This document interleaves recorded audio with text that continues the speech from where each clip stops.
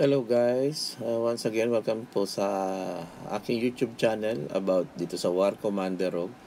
Ngayon nakaka-atake ko lang po at nakuha ko itong thorium na 3 million tapos 11 million sa metal.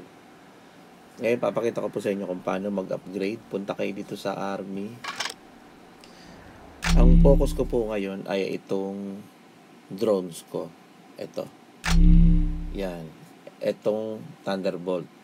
Kasi kung titingnan nyo, itong una, ang DPS niya ay kulang 500. Ang health niya ay 800. Itong sumunod, ito, ang DPS niya ay 368. 3,200 ang health. So, itong nasa gitna, 1.7 ang DPS damage per second. Tapos kulang 3,000 ang health niya. So, mas makakapinsala to. Makaka-damage to sa kalaban. So, dyan tayo magpo-focus muna. Ayan ang thorium na kailangan. 800,000. Tapos meron tayong 3 million. So, click mo muna tong promote. Yan. Habang pinopromote nyo siya, tumataas yung damage per second niya. So, kailangan natin magbayad ng 2.5. Yan. So, ang damage per second niya ay 2,300 na. So, ang build, bayad sa build naman ay 826,000 plus 1 token. Yan. So, pwede tayo mag-build dyan. O kaya, itong armor, yan, pwede mo rin i-upgrade. Yan, yung health naman ang palalakasin niya, plus 1,000. So 826,000 plus 31 token. Teka, kukulang na lang ng konti mga 100k. So, maya-maya tingnan natin kung makukuha natin siya dito sa itong mga ating mga machine dito ng thorium. Ito, click. Ayan. Click. So, ayan, nasa 925 na. Balik tayo doon. Tingnan natin. Ayun, pumasok na. Ang build ay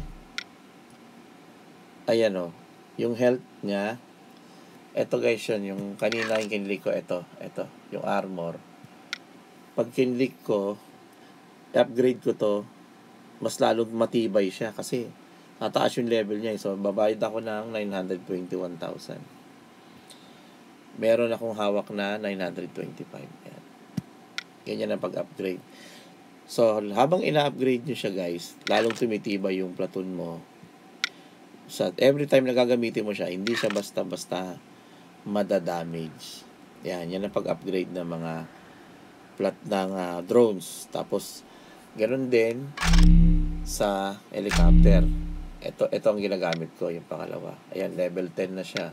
Level 10. Kaya matibay yan, level 10. So, pati yung, yung tier niya, ayan number 5. Puro upgraded na yan. So, kaya nilalaban ko siya palagi.